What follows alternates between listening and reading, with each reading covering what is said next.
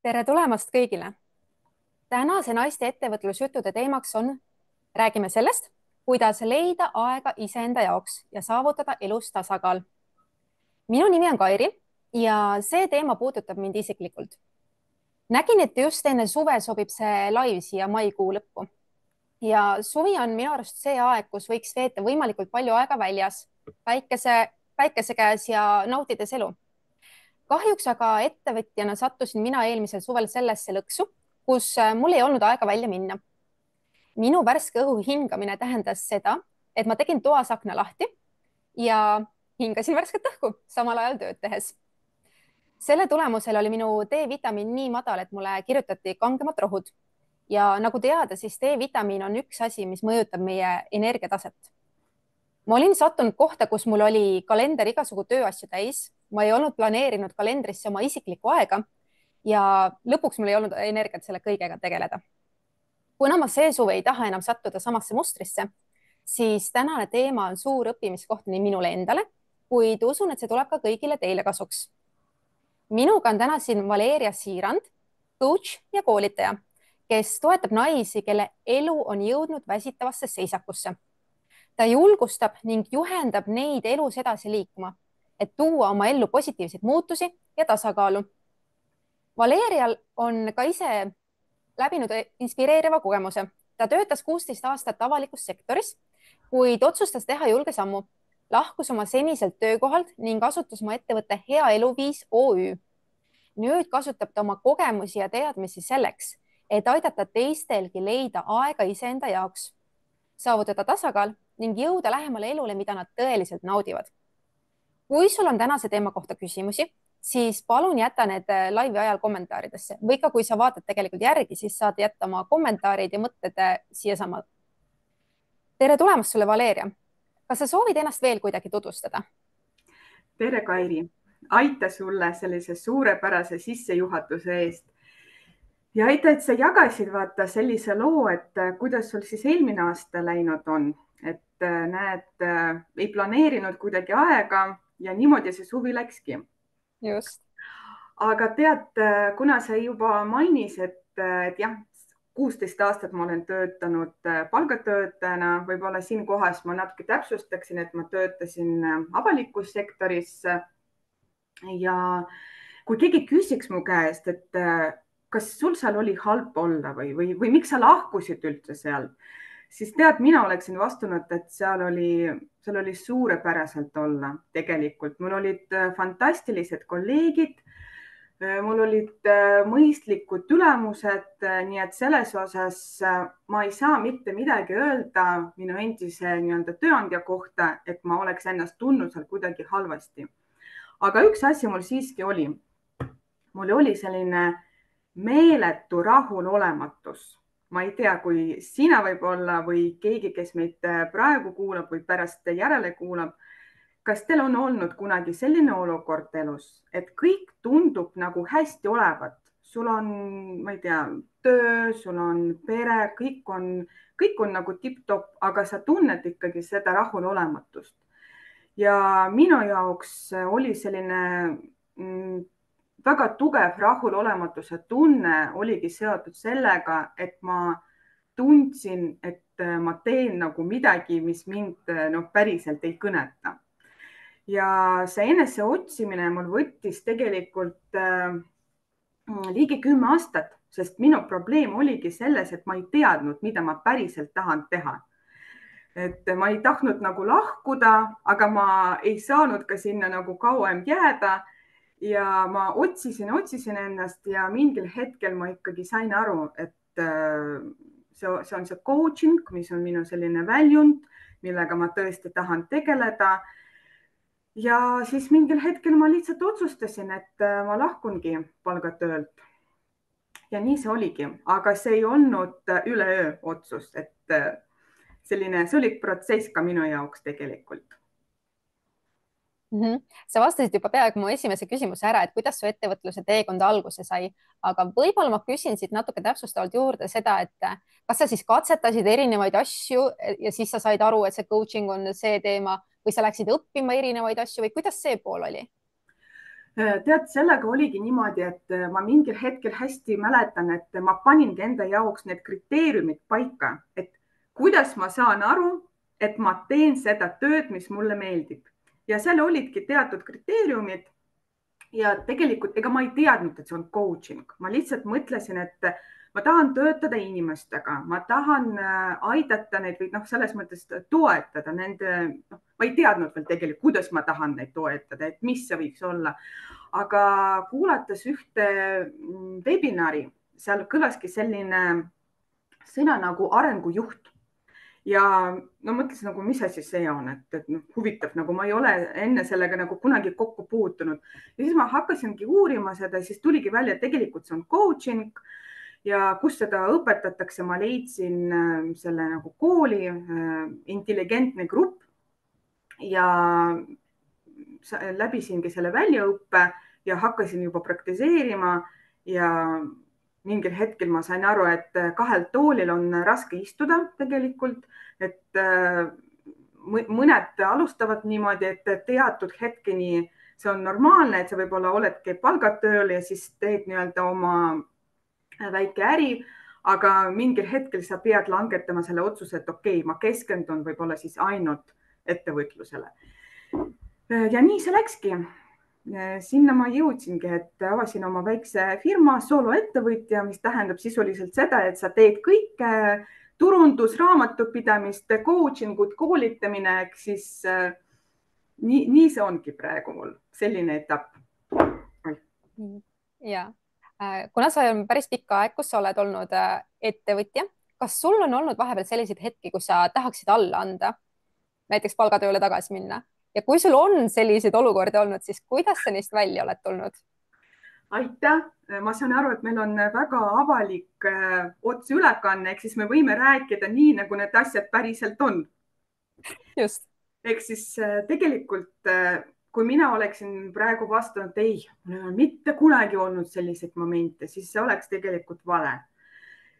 Ja, on olnud sellised momente mul ja ma siiamaani vahel igatsen seda turvatunnet, ja, mis meil mingil määral pakub selline palgatöötamine, kus sina tead, et olenemata sellest, kui hästi või halvasti sa möödunud kuul töötasid, kuu lõpus sinu pangakontole ilusasti laekub teatud summa ja sina tead, et sinna ta laekubki.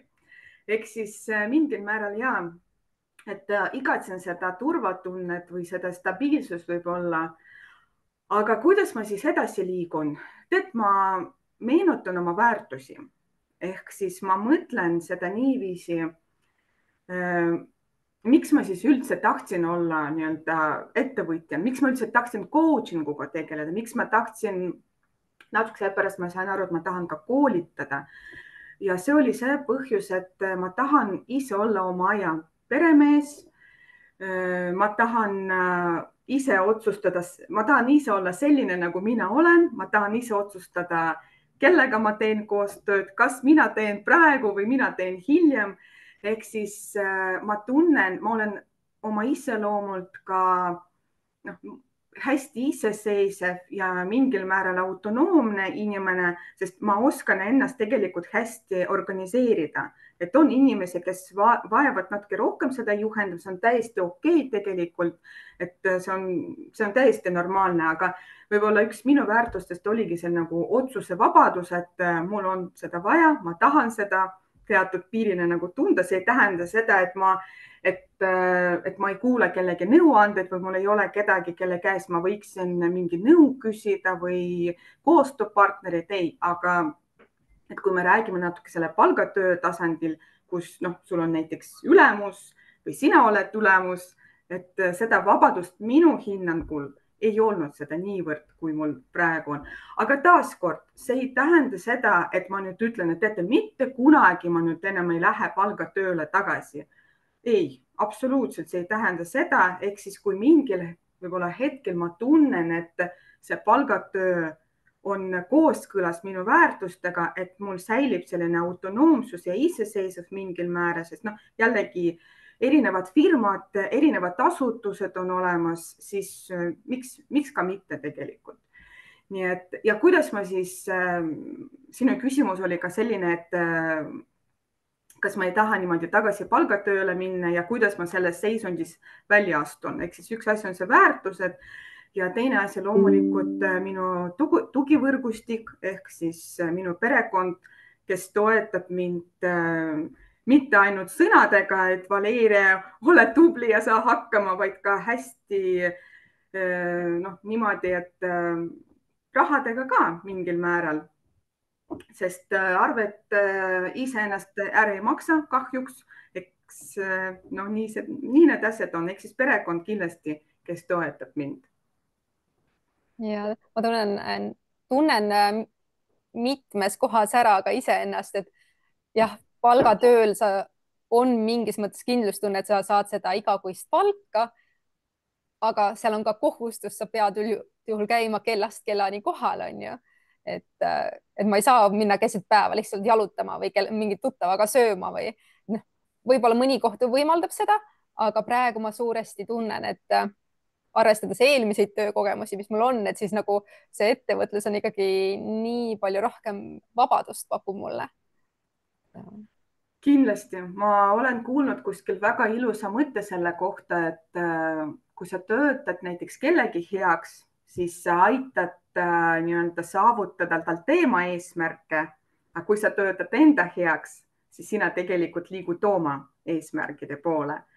Et mind see tol hetkel, see mõte väga kõnetas, et jah, jällegi need, kes palgatööl ei pea ennast tundma kuidagi nüüd halvasti, et mitte mingil määral ei ole see eesmärk, et palgatöö nagu on halb või midagi sellist. Ei, absoluutselt. Erinevad tööandjad on olemas, erinevad ettevõtted on olemas, erinevad asutused on olemas. Ja ma räägin, mina 17 aastat töötasin selles töökohas, kus ma võib-olla tundsin ennast liiga mugavalt, sest ma ei tahtnud sealt lahkuda mingi periood, et tegelikult kõik olid tegelikult väga hästi. Kui sa nüüd praegu vaatad ajas tagasi oma tänaste teadmistega ja mõtled ettevõtlusteekonna alustamisele, kas sa oleksid alustanud kuidagi teisiti? Ja ei, ütleme niimoodi. Ehk siis ma olen ka selle peale mõelnud, eriti võib-olla kui sellised natuke rasked ajad, vaata ettevõtluses, siis ikka hakkad nagu analüüsima, et nagu, kas oleks pidanud ikkagi äkki teistmoodi kuidagi nagu seda asja tegema.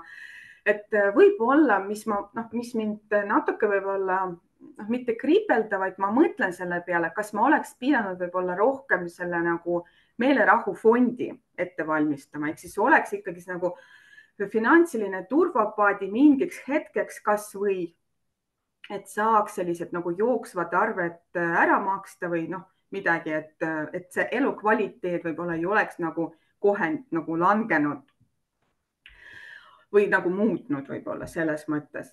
Aga teiselt poolt ma mõtlen ja meenutan ka seda nagu oma palka avalikus sektoris ja mina saan aru, et kui mina oleksin seda nagu ootama jäänud, siis suure tõenäosusega ma ei oleks kunagi sellega alustanud. Ja võib-olla minu sõnum on ka selline, et kui kellelegi tundub praegu, et kunagi tuleb selline ideaalne hetk ja siis ma alustan, siis ma võin öelda seda, et tegelikult seda hetke mitte kunagi ei tule.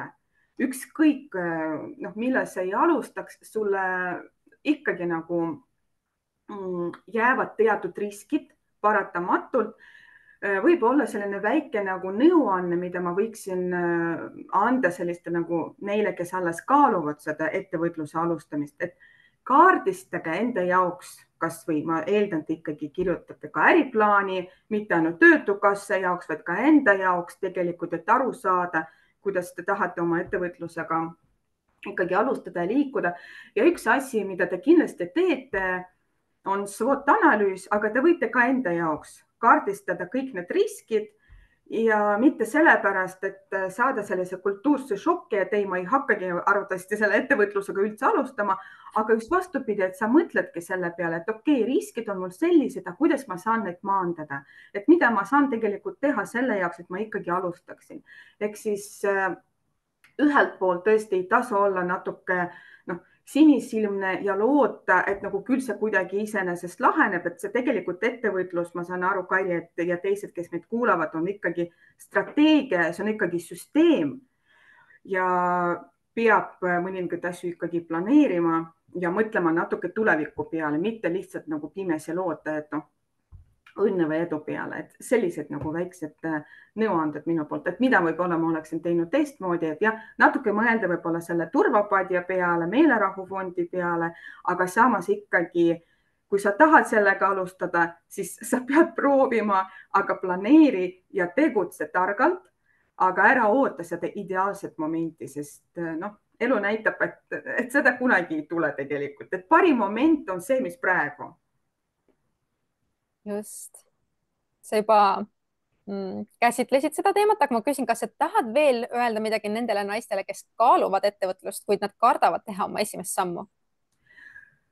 Ja, et ma võib-olla lisaksin ka niimoodi, et see, mis ma olen juba rääkinud, et mõtle ja planeeri, aga ära mõtle üle, vaid panegi võib-olla need võimalikud riskid, ehk siis sa pead mingil määral mõtlema selle peale, et mis võib teistmoodi minna ja lihtsalt mõtle see plaan B ja võib-olla plaan C. Ja selles osas, kui sul see mõte juba olemas, siis tegelikult liigu selles suunas, sest see ei jäta sind rahule. Selline siis väikene nõuanne minu poolt praegu. Ehk siis tuleb alustada, ma arvan, tuleb proovida, aga tegutse targalt ja otsi kedagi, kes sind toetab sellel teekonnal. Ja, aga kui me läheme tänase teema juurde, kas sa oskad meile jagada, millest see üldse tuleneb, et elus kaob ära tasakaal? Näiteks minu puhul oli eelmisel aastal ainult töö ja töö või siis mõne teise puhul on just perekesksus, et vahel justkui on aega ei olegi endale, vaid ongi töö või on pere, lapsed, keegi, kelle eest vaja hoolitseda, et kust see tuleneb või kuidas nagu? Ja enne kui ma vastan, siis võib-olla ma olen kuulnud sellise loo, et kahest naabrist, et ma ei tea, kas te olete kunagi seda kuulnud, et kes on kuulnud, et palun öelge, aga põhimõtteliselt on selline, et ühesõnaga väga lühidalt, ehk siis ühel imeilusal hommikul märkab üks meesterahvast oma naabrit, kes sõimab saagi nüriks.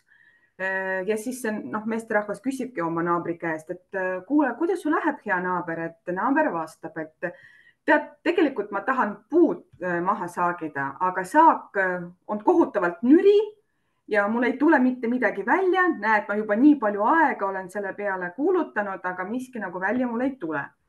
Ja siis see mees soovitabki talle, kuule, aga miks sa siis ei terita oma saagi? Ja naaber vastab, ei, ma ei saa, mul pole selle jaoks aega. Nii et kui väga lühidalt, et miks me siis jääme sinna nagu lõksu tegelikult, et me siis ei terita oma saagi, meil nagu ei ole selle jaoks nagu aega, meil jääb selline mulje, et nagu keegi teine on alati meist olulisem, ehk siis olgu siis nagu perekond, olgu siis need näiteks kliendid või keegi alati nagu, kes vajab võib-olla tuge. Meile tundub, et meist ta vajab seda rohkem, ehk siis enda eest me võib-olla nii väga ei hoolitse, ehk siis me ei terita oma saagi piltlikult öeldes. Ja kuhu see kõik viib?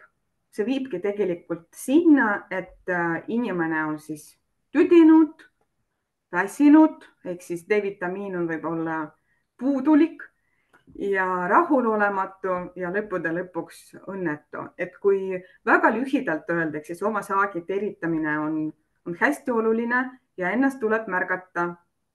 Aga väga tihti me jääme sinna lõksu, et meile tundub, et keegi teine, mingid kohustused või pere, töö, mis iganes, et küll kõigepealt nemad ja siis võib olla sellest listis kuskil, ma ei tea, viimasel kohal olen mina ja siis mina maksan endale nii-öelda palka. Tegelikult peab siin natuke teistmoodi, et kui see on väga lühidalt öelda, et miks see niimoodi tekib, siis tuginedes oma klientidega kogemusele, väga tihti naised jõuavad minuni ja me hakkame seda nagu lahkama ja vaatama ja siis ma märkan, et näed, see on tegelikult selline mõte ja käitumismuster on.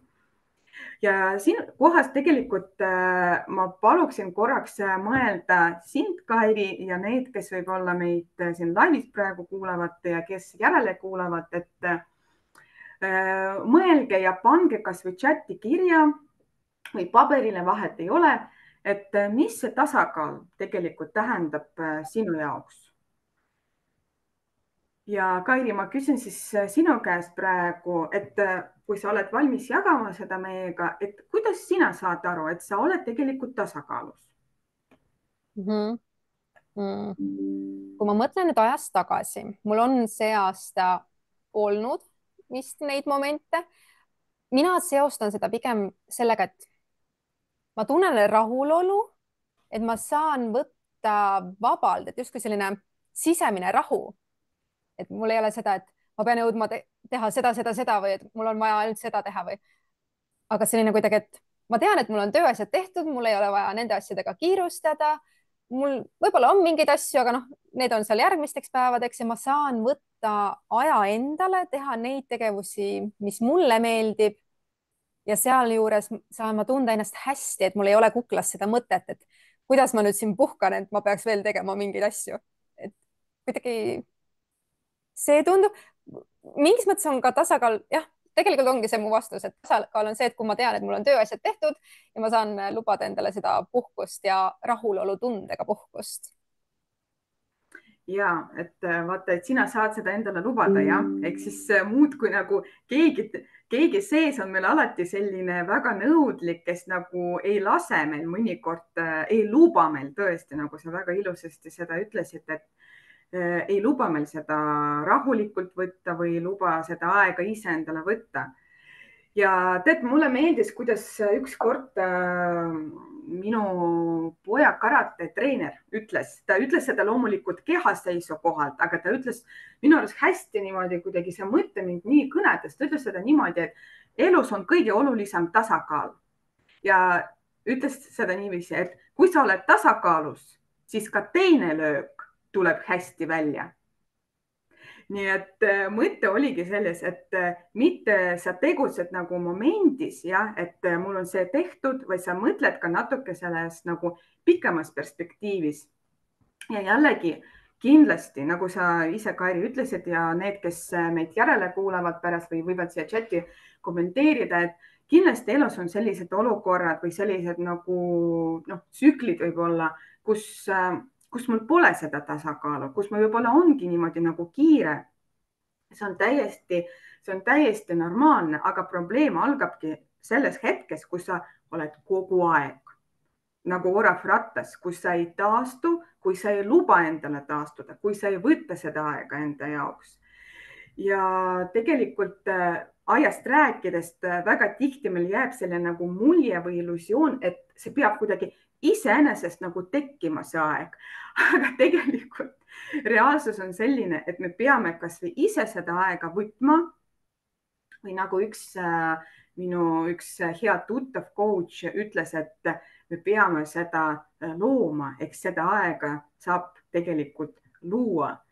Ja üks selline väike nõuanne jällegi sulle ja neile, kes meid kuulavad, et te võite tegelikult, kui te ei saa näiteks aru, et kuhu teil aeg kaob, teile tundub, et kõik on nagu justkui palju, aga iseenda jaoks aega nagu ei ole, siis me väga tihti teeme niimoodi, et me hakkame kaardistama, ehk siis kas või mõned päevad paneme kirja, et kuhu siis seda aega tegelikult läheb, reaalselt läheb, sest mõnikord võib tunduda, et ma nagu teen ja tegutsen, aga võib-olla sa teed mingisuguste selliste tegevustega, mis tegelikult ei vii sind sinu eesmärgini, võib-olla mingil põhjusel, jah. Ja ma küsin ka sellest asja ka teie käest, head järelkuulajad ja Kairi sinu käest, et kui sul tekiks seda aega või sina looksid seda aega, siis mille jaoks sa seda kasutaksid? Ja ennem kui ma sulle vastan, meile tuli ka sellele tasakaalu kohta vastus, et Katrini jaoks on tasakaal siis, kui asjad on kontrolli all ning aega iseenda ning pere ja sõprade jaoks. Väga ilus. just, aga mida ma teeksin, kui mul tekiks aega või kui mul oleks nagu aega rohkem? ja. Ma käiksin pikematel ja rahulikumatel jalutuskäikudel, et praegu ma päevas võtan selle kiire pool tunni, et kiiresti ära käia, aga ma tahaks rahulikult jalutada, võib-olla tunnike, kaks kuskil looduses, mere ääres nautida. et ma tunnen, et ma ei saa praegu seda võtta. et kui mul oleks rohkem aega, siis ma teeks seda.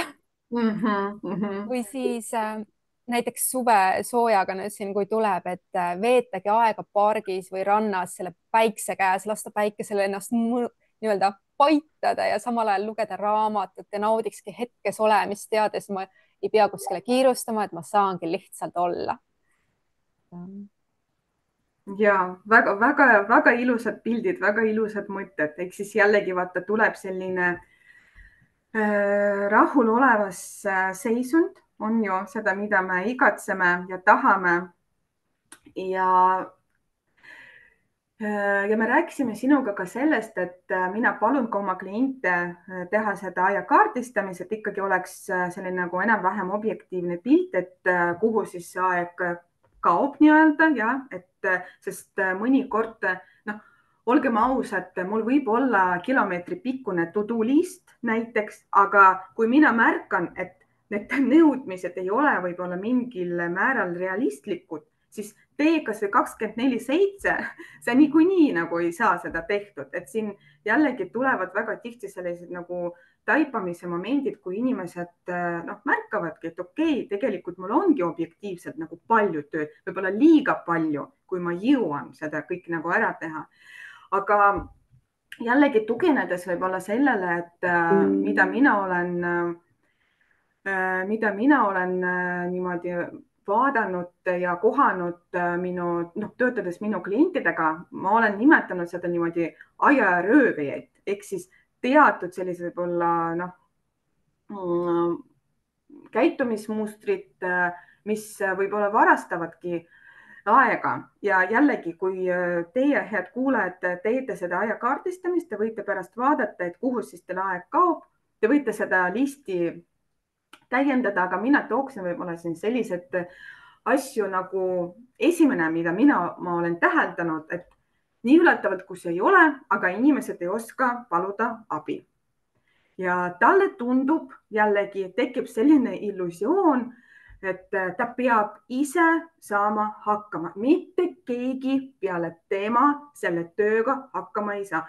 Ma pean siin tõesti praegu ausalt üles tunnistama, et mina olen ka alustava ettevõtjana selles lõksus praegu. Ma tunnen, et see on selline nagu minu järgmine võib-olla arengumoment, kus ma juba olen nagu kaalunud seda, et mul on vaja kedagi, kes mind aitaks mingil määral mingisuguste ülesannetega, sest paratamatult sa ei jõua kõike teha. Sa võid seda osata, sa võid aru saada, kuidas seda teha, aga sa ei pea kõike tegema. Ja see on selline nagu moment, et nagu, aga kuidas siis, aga kes see võiks olla, et aga äkki ta teeb siis valesti, nagu mina ju teen kõige paremini. Ja Kairi, ma küsin siis sinu käest, ma näen, et sa noogutad, et kuidas sul sellega on, kas sina oskad abi paluda või delegeerida näiteks, et leiadki kedagi, kes teeb selle töö ära sinu eest? Ma millegipärast arvan, et see võib tulla meie lapsepõlvest, et ma täiega tunnen ennast ära selles, et ma pean olema iseseisev, ma pean kõiki asju ise tegema. Kui ma küsin kellegi abi, siis kas ei tehta neid asju või ei tehta nii, nagu mina mõtlesin oma peas. Nii et ei, ma ei oska küsida abi, ma ei oska delegeerida, et see on kuidagi see, et kui ma teen selle asja ise, siis ma tean, et see on vähemalt õigesti tehtud ja ma ei pea hakkama ümber tegema, ma ei pea kontrollima. Ja see on paras nuhtlus. Ja vaata, kuidas jällegi me oleme, vaata see, mis sa ütlesid praegu, õigesti tehtud, et me nii kardame, et inimene, ta ei pruugi seda teha nagu valesti, ta teeb seda teistmoodi. Aga meile tundub, et ta tegi seda valesti, et ja seetõttu tõesti selline nagu perfektsionist tõstab pead, ei lase võib-olla seda delegeerida ja tundubki, et ei, mina pean nagu mina pean kõik ise tegema ja siinkohas jällegi ma küsin nende käest, kes meid kuulavad praegu otseülekandes või pärast, et kirjutage teie ka, kommenteerige, et kas te oskate abi paluda, et kuidas teil õnnestub delegeerida või öelda, et näed, nüüd palun tee sina seda töötükki, et oleks väga huvitav teada saada. Nii, kui Katrin, ja Katrin vastas vahepeal siin, et illusioon on ka see, et hoian raha kokku, kui kõik ise ära teen. aga kui arvutada, mis on näiteks sinu tunnihind ja mis on sisse ostetud teenuse hind, siis kontrolli vajadus on perfektsionism. tõsi, nii see on, täitsa nõus, et tekibki selline, noh, ma kujutan ette, et eriti võib-olla, kui sina alustad, siis noh, oleneb sellest ka, mis etapil sa oled võib-olla selle ettevõtlusega, kui me räägime ettevõtluse nagu näitel. jah, võib-olla alguses tõesti sa teedki kõik ise, võib-olla ressurssi, rahalist ressurssi sul ei ole võib-olla nii nagu palju, aga samas jah, nagu siin kommenteeritakse, et sa hoiad nii-öelda raha, aga tegelikult sa maksad selle eest oma ajaga, ehk siis mõtle ka, et kuidas sul oleks kasumlik tegelikult, eks võib-olla sa ostaksid selle teenuse sisse, sa delegeeriksid selle ja tänu sellele, et sul vabaneb aeg, sa saad nagu kasvõi rohkem klienti näiteks võtta, noh, kui me räägime teenuste näitel. ehk siis ja ma olen täitsa nõus, ehk siis peabki märkama need käitumis ja mõtted, et mis meid nii-öelda hoiab. ja teine ajarööve, mis mina võib-olla tooksin, et jällegi nii üllatav, kui see ei ole, aga suhted ja eriti sellised noh, toksilised suhted või need suhted, kus sind tegelikult ära kasutatakse.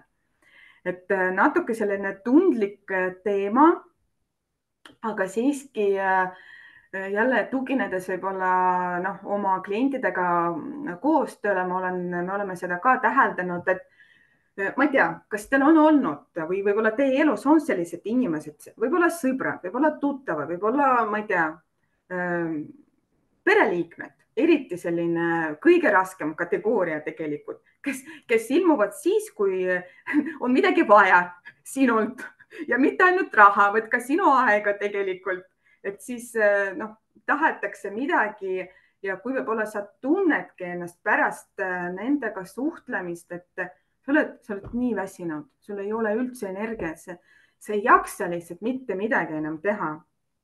ja siin jällegi mõelge lihtsalt selle küsimuse peale, ei pea vastama, kes on, aga te võite lihtsalt enda jaoks mõelda, kas on sellised inimesed teie elus, kes sõna halvas mõttes kasutavad teid, kes võib-olla ei anna seda vastu, seda head positiivset nagu tunnet, vaid sa vastupidi tunned ennast nii väsinuna ja ära kasutuna.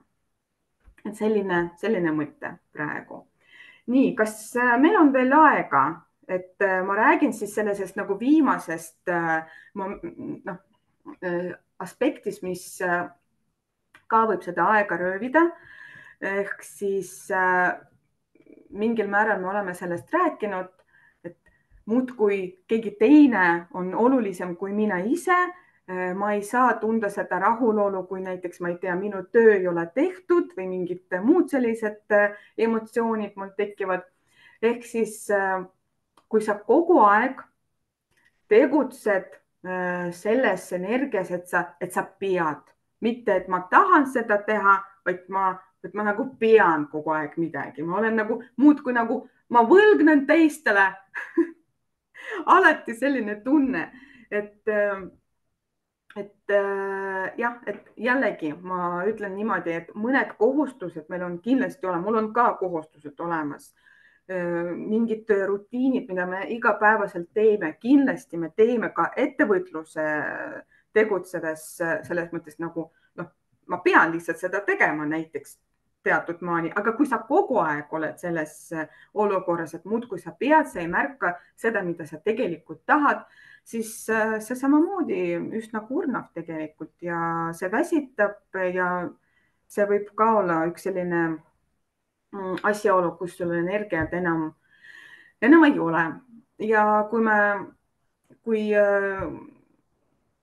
kui sa lubad, siis ma jällegi jagaksin siin sellise väikese nõuande sulle ja meie kuulajatele, et kuidas siis võib selles olukorras tegutseda. sa võidki näiteks proovida niiviisi, et panedki kirja kõik need tegevused, mida sa teed ja vaata neid sellise pilguga, et mina olen näiteks alati seda teinud, aga võib-olla ma enam ei mäleta, miks just mina seda teen.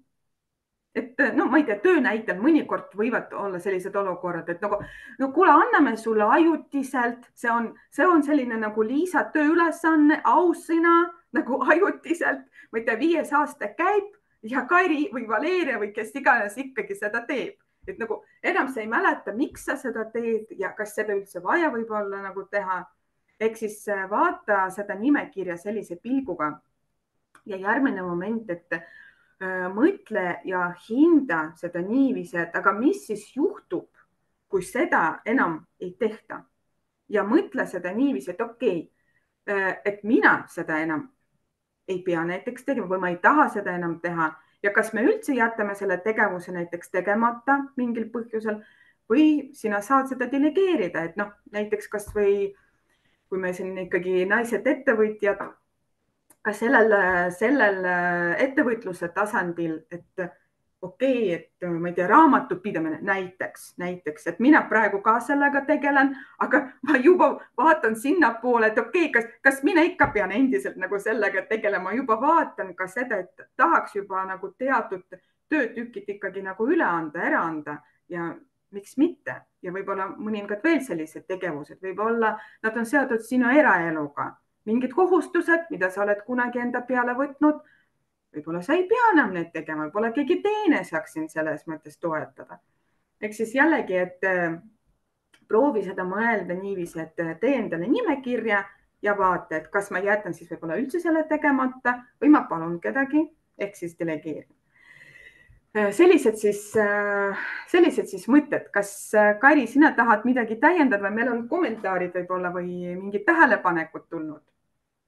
Ja ma täiendaks võib-olla seda, et ma ise olen kuulnud ka seda asja, et kas sa ütled, et ma pean tegema seda või ma tahan teha seda või ma valin teha seda. Ja.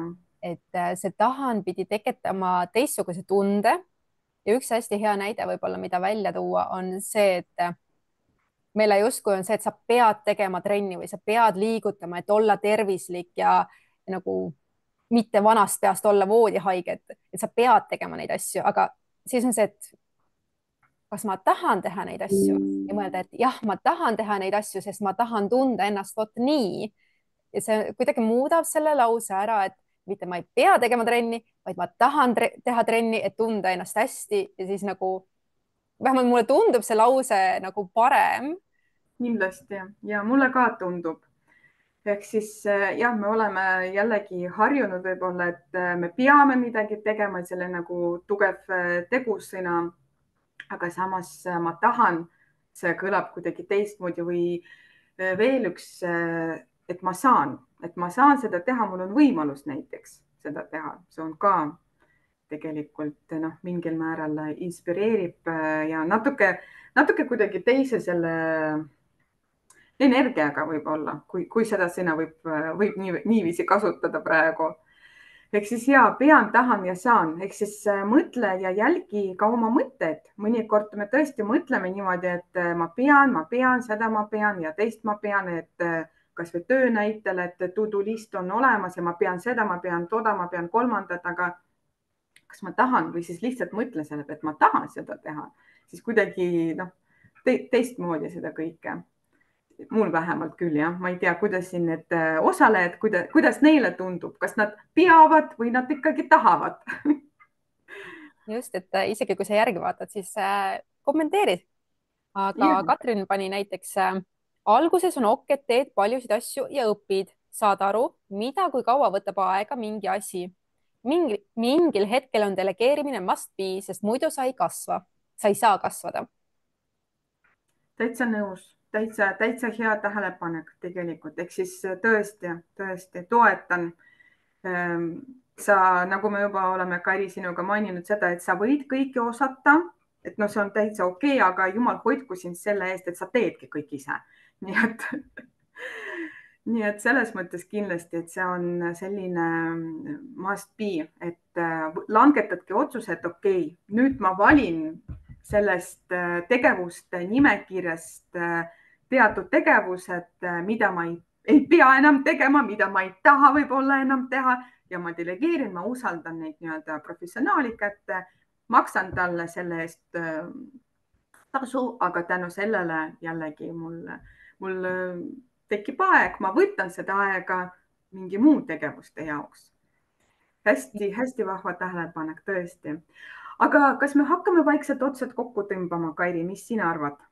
ja mulle ütlen ühe mõtte, mis mul just turgatas sellega seoses, et nii tööalaselt see, mida ma pean tegema ja mida võiks delegeerida, kui ka tegelikult isiklikus elus, et mida ma tahan teha või nagu sa välja tõid, et peaks panema kirja, on ju, kuhu meie aeg läheb. tegelikult sellist auditit on hea teha ikkagi võib-olla isegi paaril korral aastas, et sest me lihtsalt oleme selles rutiinis, me teeme kogu aeg asju ja siis me mõtleme, et me ei jõuagi mitte midagi tehtud. et võttage, okei, siin on list, need viskame ära, need jätame alles, tekib rohkem aega ja tuleb seda rahulolu, et ma saan teha, olla ka endaga nii-öelda mm. -hmm. Väga aga ma küsin sellist küsimust su käest, et kui sa nüüd mõtled selle tuleva suve peale, sa mainisid seda, et vaata, eelmine suvi läks nii nagu läks ja D-vitamiini sa said ainult seetõttu, et tegid akna lahti. aga mida sa siis see aasta oled valmis ja tahad teha teistmoodi? ma tahan kindlasti rohkem aega väljas veeta ja mida mul eelmine suvi ei olnud, mul on see suvi või noh, juba praegu on mul kalendris ajaplokk, tund aega jalutamine, tund aega söömine ja ka tegelikult need hetked, kus ma käin trennis, et ma ei paneks sinna tööasju, vaid need ongi need ajad, mis on mulle endale. et eelmisel aastal oligi see, et kuna neid mul kalendris ei olnud, siis oli hea, mul on siin tühi auk, ma panen sinna selle töö ja siin on ka tühi auk, panen sinna selle töö, et nüüd ma ei saa, nüüd on minu aeg seal. Suurepärane, vaata, et ongi, me jõuame sinuga sinna, et sa võtad, sa lood seda, on ju, et langetad otsuse, et okei, nüüd on niimoodi, et ma ei taha enam, nii nagu oli eelmine aasta, et mina olen ka oluline, minu vajadused, minu soovid on olulised ja ma planeerin ja mina ka teen, et mitte ainult, et ma planeerin ja unistan, vaid ma reaalselt lähtungi sellest, et jah, on kirja pandud, järelikult ma ei pane enam midagi sinna, et võtangi seda aega. väga-väga ilus plaan tegelikult. just, et väga palju on tulnud siit seda õppimiskohta, et öelda inimestele ei, et muidu tahad ikka kogu aeg öelda jah, aga siis vaatad oma kalendrisse, et ei, mul ei ole aega, ma ei saa. et hästi kerge oleks kustutada sealt oma aega ära, aga ma tean, mis sellega kaasneb ja ma tean, et ma ei taha samasugust suve, nagu mul oli eelmine aasta. et oli õpetlik kogemus. kindlasti ja tõsi. Ehk siis vaata, sa mingil määral tegid ülevaate sellest, mis sul oli tehtud, ehk siis jällegi mingil määral, noh, mina siin soovitasin, et aja kaardistamist võiks teha näiteks, et panedki kirja omad need päevad, et kuidas siis, kuhu sul aeg nii-öelda reaalselt nii-öelda läheb, siis hinda seda niiviisi, et kas kõik need tegevused on tegelikult noh, niivõrd vajalikud, kas kõike seda pead sina ise tegema, või jällegi sa saad paluda siiski abi, ostadki seda teenust näiteks sisse või noh, kuidagi muud moodi delegeerid, usaldad kedagi teist. ja selles osas jällegi vaatad selle nimekirja ka sellise pilguga, et kas seda kõike just mina pean tegema, võib-olla keegi teine ja ei ütlemine no on ka hästi oluline tegelikult, et mina siin rääkisin niimoodi suhete näitel, et mõnikord on meie elus keegi, kes muudkui nii-öelda tahab meie aega mingil põhjusel, olgu see siis näiteks sugulased või sõbrad või tuttavad, et me võib-olla tunneme mingil hetkel, et meid noh, halvas mõttes kasutatakse ära, et ka see on selline ka mõttekoht, et sellistele inimestele võiks ka ikkagi õppida ei öelda, on ju. just. ei pea kõik niimoodi korraga, aga samm-sammult, üks samm korraga. väikeste sammude kaupa. aga Valeria, kui meil on kuulajaid, kes tahaksid sinuga ühendust võtta, siis kuidas nad saavad ja millistes küsimustes nad saavad sinu poole pöörduda?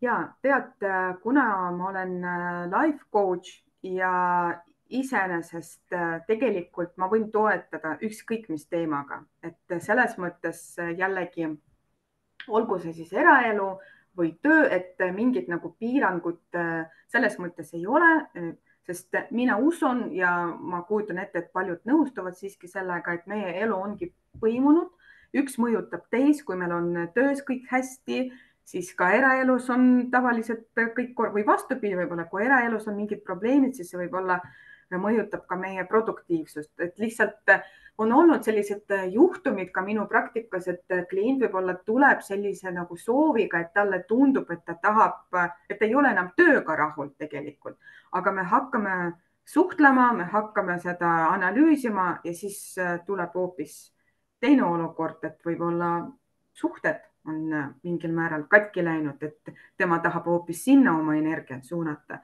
Nii et igal juhul ma siin teemade kaupa mingit nagu piirangud ei paneks, aga lihtsalt kui inimene tunneb mingit rahulolematust, ta võib-olla ei saa veel aru, et mis valdkonnas ja miks ta seda tunneb, siis ta võib kaaluda ka sellist võimalust, et coach on selline esimene mikrosamm, kelle poole ta võiks pöörduda. kui ma, kuidas üldse aru saada, et mul on coaching ut vaja?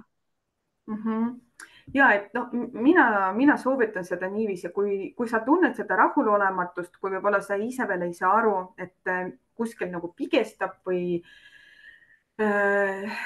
kui võib-olla sa isegi aimad, et näiteks noh, oletame, et mulle tundub, et töövaldkonnas on selline pingeline periood või ma ei ole rahul, aga ma tunnen seda rahulolematust, siis võib olla üks selline nagu tunnus, et mille järgi sa võiksid kaaluda seda coaching ut, et vähemaltki teha sellise esimese sammu, et vähemalt sinna coaching usse tulla, et mõista, kas see konkreetne coach, kas ta sobib sulle ja kas selle probleemi saab lahendada just coaching'u abil, sest tegelikult mõned sellised teemad ikkagi, kus coach tunneb, et tema pädevus on mingil määral ikkagi nagu piiratud ja see on täiesti okei spetsialistina ausalt kliendile öelda, et tead, ma tunnen, et mingil põhjusel ma ei saa sind praegu toetada, aga näiteks sa võid proovida seda, teist või kolmandat varianti. Selline siis tunnus, et kuidas siis aru saada, et vajad sa midagi või ei vaja, et selline rahulolematus, mis ei anna rahu, võib-olla mingi mõte, võib-olla mingi teema, mille peale sa mõtled ja sulle tundub, et väljapääsu muudkui nagu ei ole, sul ei ole selgust, sa tahaksid nagu tegutseda, aga sa ei tea, kuidas või äkki sa isegi tead, kuidas, aga sa millegipärast ei tegutse. Väga head mõtted ja ma saan siis aru, et sinu puhul saab teha ka seda tutvumiskohtumist. Ja mina alati pakun klientidele tasuta online tutvumiskohtumist, kus me vaata niimoodi, nagu me sinuga praegu räägime, et ma uurin, et mis probleem on, et mis lahendust sa tahaksid või mis eesmärgi sa tahaksid saavutada, mis oleks selles mõttes nagu parim tulemus sinu jaoks. Ehk siis piltlikult öeldes, et me tunneksime, kas meie vahel on selline nagu klapp olemas, kas me sobime üksteisele, see on ka tegelikult hästi oluline leida siiski oma inimene. Ehk siis mina pakun tasuta online tutvumiskohtumist ja saabki aega broneerida, külastades minu kodulehte www.heaelu5.ee ja seal saab mugavalt selle kalendri valida ja kohe aega broneerida, et ei peagi mulle kirjutama kuskile Messengerisse, et mul on loodud selline üsna kiire ja mugav süsteem, et inimene saab ise broneerida endale aja minuga tutvumiskohtumiseks. Ja see on hästi mugav. Ma tahan sulle öelda aitäh, Valeria, et sa olid nõus täna tulema nii olulisel teemale rääkima. Kas sa tahad lõpetuseks veel midagi lisada? Aitäh kõigepealt, et te kutsusite mind. Oli väga tore teiega suhelda ja ütleme niimoodi, ma loodan, et sellest laivist oli kasu. sulle ja kuulajatele ja selline viimane küsimus, mida ma tahaksin küsida, et kirjutage palun chati, mida siis te võtate kaasa sellest laivist, et millised võib-olla strateegiad kõnetasid teid, või äkki vastupidi, võib-olla midagi, mis ma jagasin, ei tundnud hästi rakendatav olevat või tekkisid mõningad küsimused, et oleks väga tore tegelikult sellest teada saada. Ja ma soovin kõigile head kevade lõppu, suve algust, et võtke aega, planeerige, et oleks ikkagi puhkamiseks ja nautimiseks. nii head mõtted, just suvi, millal veel, kui mitte suvel, kus on hea, ilus päike ja soe. Kindlasti, kindlasti. Aitäh kõigile, kes olid vaatamas, kes vaatavad järgi, kes kommenteerivad, et kindlasti soovitan julgelt kommenteerida.